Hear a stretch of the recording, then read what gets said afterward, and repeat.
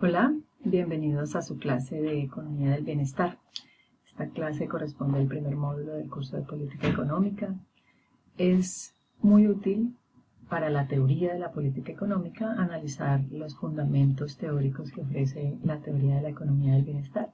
Y la principal razón, o por lo más importante que estudiaremos esta parte, es porque la economía del bienestar nos ofrece un marco analítico según el cual nos podemos responder a una pregunta muy sencilla y es ¿cuáles son los criterios para definir o determinar la idoneidad de una política económica? Para saber si esa política económica es conveniente o no. Recordemos primero cuál es el objetivo de la economía del bienestar o qué es a qué llamamos economía del bienestar. Recuerden que, por sus clases de micro, recuerden que la economía del bienestar se refiere, su objetivo es formular reglas para la asignación óptima de los recursos escasos de los que la sociedad dispone. Según esto, la economía del bienestar, así como la política económica en general, pertenecen al plano normativo. Recuerden esa discusión de la primera clase que tuvimos acerca de la distinción entre lo positivo y lo normativo.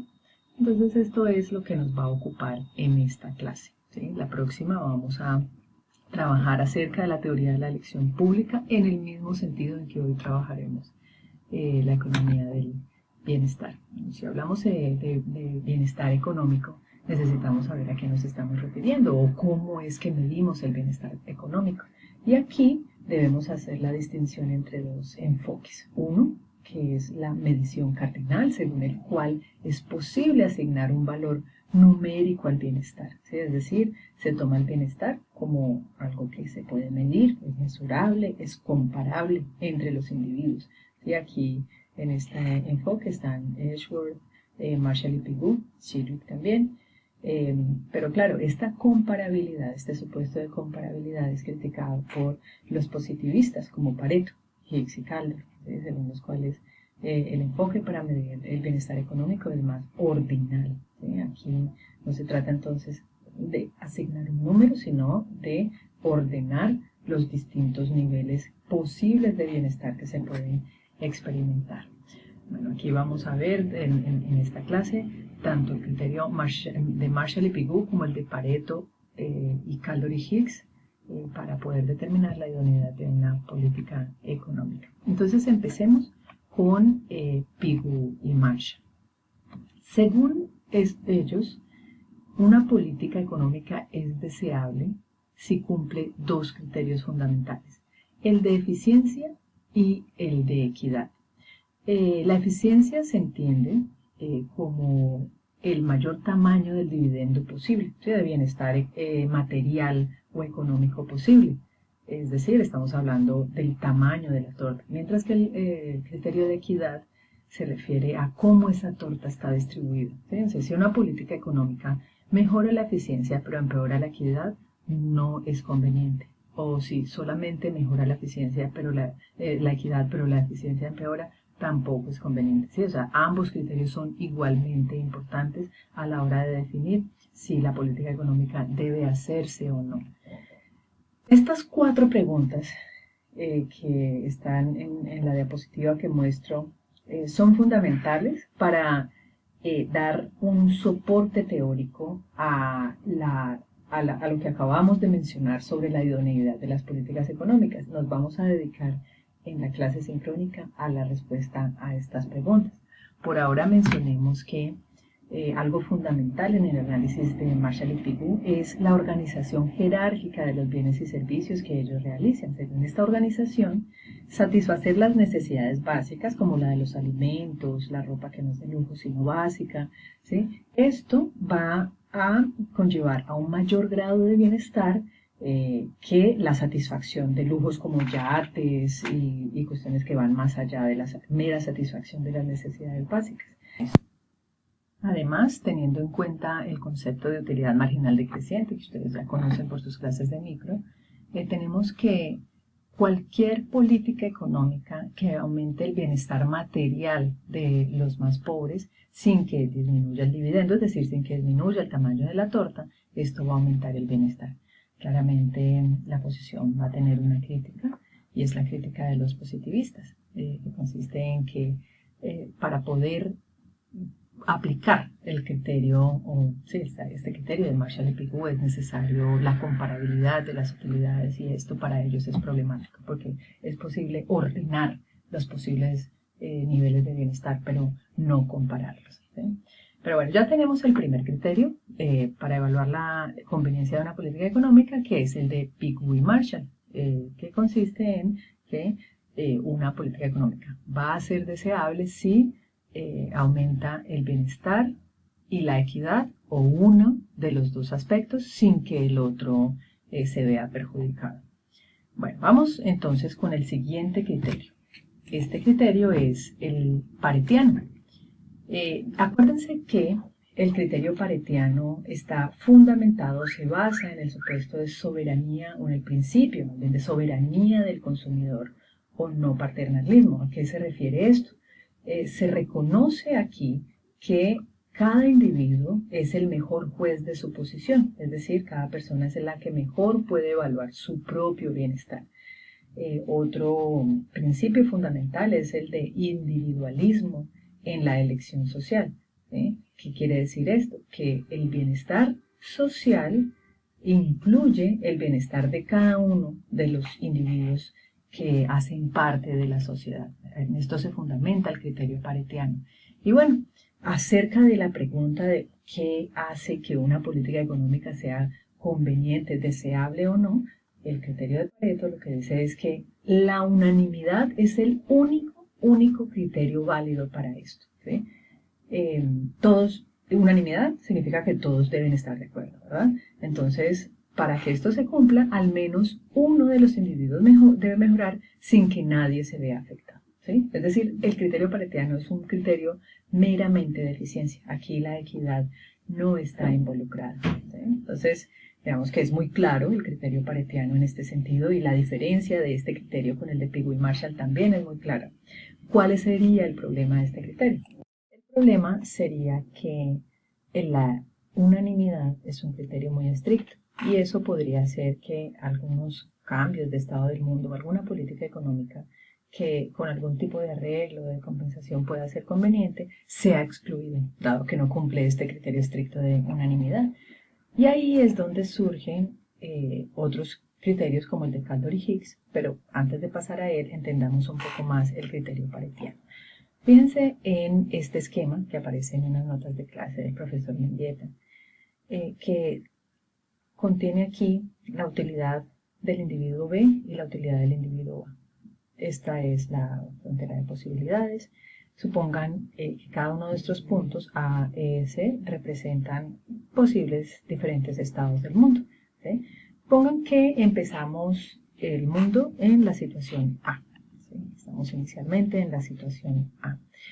Si comparamos el resto de posibles estados del mundo, que son los que están por debajo de la frontera, tendríamos que, desde el punto de vista paretiano, los estados del mundo que se encuentran en este cuadrante 2 son los únicos estados Pareto superiores, ¿sí? Serían los únicos estados convenientes desde el punto de vista de Pareto, dado que cualquier movimiento de A alguno de los estados del mundo de este cuadrante representa una mejora, ya sea en los dos individuos o en uno de los dos, sin que el otro empeore si nos movemos aquí en los límites de este triángulo.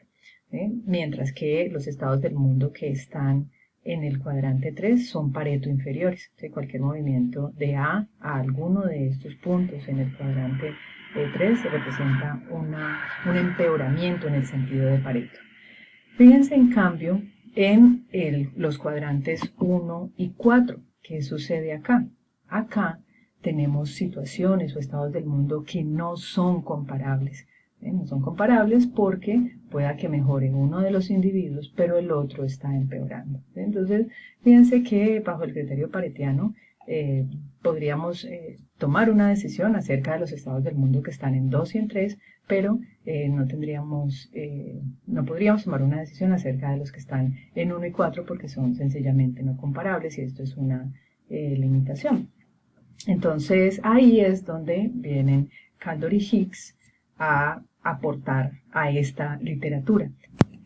Y lo que dicen Kaldor y Higgs es que una política económica es deseable si quienes se perjudican por esta política pueden ser más que compensados, de manera hipotética, por los que se benefician. Esto de hipotéticamente es importante. ¿Por qué? Porque el criterio de Kaldor y Hicks es un criterio, al igual que el de Pareto, de eficiencia, no es un criterio de equidad. Así que no es tarea del hacedor de política garantizar que la transferencia o la compensación se haga. Simplemente lo que se debe garantizar es que de hacerse la compensación se pueda realizar, existan los recursos para hacerlo. ¿Sí? O sea, por eso se hace énfasis en hipotéticamente. Y fíjense que aquí lo que se ganaría es, y para eso podemos mirar este esquema, es que el área de comparabilidad, ya desde el punto de vista de Kaldor y Hicks, se amplía respecto a lo que tenemos de Pareto. Fíjense acá, otra vez vamos a suponer que A es el estado del mundo inicial. Y recuerden que según Pareto, este cuadrante que estoy señalando aquí es el de mejora en el sentido de Pareto, este cuadrante es Pareto inferior, el que estoy señalando, ¿sí? Y mientras que estas áreas, les estoy diciendo cuadrante, debería decirles área para ser más precisa, no hay comparabilidad. En cambio, fíjense que para Kaldor y Hicks el área de comparabilidad, es decir, donde se podría tomar una decisión respecto a la conveniencia de una medida o no, se amplía, ¿sí? Y es toda la que está aquí señalada, la que está aquí sombreada, ¿sí? Si trazamos esta línea de eficiencia que pasa por A, pues, paralela a la frontera, vemos que toda esta área que estoy señalando acá constituye una mejora en el sentido de Kaldor y Hicks.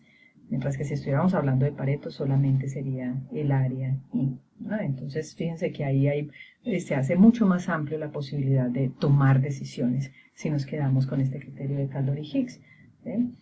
Entonces veámoslo con un ejemplo, aquí mismo también tomado de Mendieta. Empecemos, supongamos que la sociedad se encuentra inicialmente en A. Y supongan que la política económica va a hacer que el mundo cambie de A a B. ¿Sí? Si estuviéramos utilizando el criterio de Pareto, diríamos, bueno, A y B no son comparables, ¿listo? A, B se encuentra en el área de no comparabilidad respecto a A. En cambio, para Kaldor y Hicks, fíjense el análisis que realizamos. Miren que si nosotros trazamos una línea de eficiencia que pase por B, pues paralela a la frontera de posibilidades de utilidad, vemos que es posible que si una vez pues se hace el cambio, o sea, una vez se hace el cambio, una vez pasamos de A a B, sería posible que quien gana compense a quien pierde, ¿sí? O sea, ¿quién gana aquí? El individuo B, ¿cierto? A partir de una compensación, miren cómo nos movemos a lo largo de esta línea de eficiencia, ¿sí? Si compensa a quien pierde, que es el individuo A, el individuo A puede quedar en la misma situación, el individuo B ganar y la sociedad en general estar mejor que en el punto A. Entonces, miren que ahí pasar de A a B es conveniente. ¿Por qué? Porque quien gana puede compensar a quien pierde. ¿Listo? Entonces, el cambio de estado del mundo de A a B sí constituye una mejora en el sentido de Kaldor y Hicks, pero no podríamos haber tomado esa decisión si solo nos hubiésemos quedado con Pareto. Entonces ya llevamos 3 criterios, Marshall y Pigou, Pareto y Kaldor y Hicks. Este lo explicamos el viernes en el encuentro sincrónico. Vamos a un cuarto criterio, que es el criterio de Zitowski.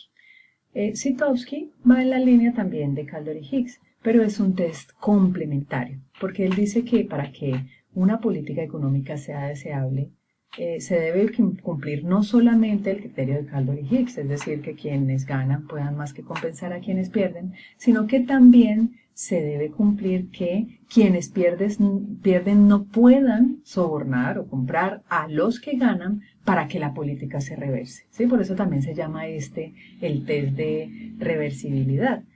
Es más fácil entender el criterio de Zitowski a partir de ejemplos. Entonces vamos a ver algunos ejemplos. En el siguiente video vamos a ver estos ejemplos. Dejemos aquí por ahora.